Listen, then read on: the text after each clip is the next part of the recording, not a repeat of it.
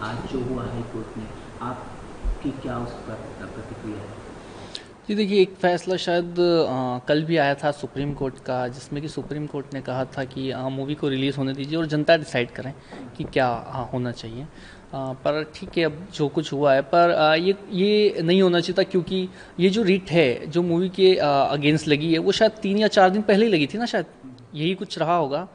पर एक याचिका जो कि मैंने लगाई थी आज से करीब मेरे पिताजी के इंसिडेंट में, जो कि 3 साल पहले हुआ था, 28 जून 2022 को, उस केस का कोई निष्कर्ष नहीं निकला। ठीक है, आज तक वो केस वैसा का वैसा है। ठीक है, उस केस में 150 गवाह थे, 150 प्लस गवाह थे, उसमें शायद 15 या 16 की पेशियां भी नहीं हुई। ठीक है, और न उसमें फास्ट ट्रैक लगा, ऊपर से वो जो केस है वो सीबीआई को एडिशनल चार्ज दिया हुआ है, एनआईए का। ठीक है, वहाँ चल रहा है, तो उसमें डे बाई डे हियरिंग भी नहीं होती, नहीं उसमें बराबर पेशी हो रही है।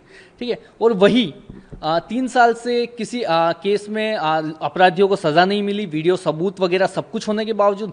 और जब एक हकीकत एक मूवी के ज़रिए देश को दिखाना चाहता है कोई, ठीक है, कि उस समय क्या हुआ था 28 जून 2022 को, तो उसके लिए पूरा एक संगठन खड़ा हो जाता है, जमीयत उलमा हिंद, ये मौलाना मदनी जी आ जाते हैं कि नहीं, मूवी पर रोक लगनी चाहिए, मूवी पर रोक लगनी चाहिए। और सिर्फ 3 दिन के अंदर हमें पता चल रहा है कि मूवी पर रोक भी लग गई। मतलब कितना हमारा जो कानून है वो कितना तेज़ है ना, एकदम फास्ट। ठीक है, पर वही जब किसी केस में अपराधियों को सज़ा देनी होती है तो वो नहीं हो रही।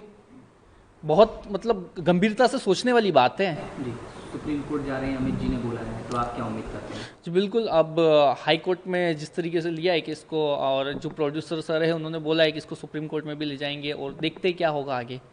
पर कहीं ना कहीं जिस तरीके की ये जो चीज़ें हो रही है ना, ये नहीं होनी चाहिए थी हमारे देश में, क्योंकि आ, एक तो किसी तरह मेरे पिताजी को उस समय मार दिया गया। ठीक है, उसके बाद उन्हें अभी तक न्याय नहीं मिला। ठीक है, उसके बाद जब एक मूवी आ रही है पूरे देश को दिखाने के लिए कि किस तरीके से, किस सोच के जरिए आतंकवादी विचारधारा के तहत पाकिस्तानियों के जुड़ाव के साथ मेरे पिताजी को मार दिया गया था, और मूवी में भी वही सब कुछ दिखाया गया है। ठीक है, कि किस तरीके से आतंकवादियों ने साजिश करके मेरे पिताजी को मारा। ठीक, पर इसी के अगेंस्ट पूरा एक संगठन खड़ा हो जाता है। पता नहीं उनको क्या दिक्कत है, क्या सहानुभूति है आतंकवादियों से।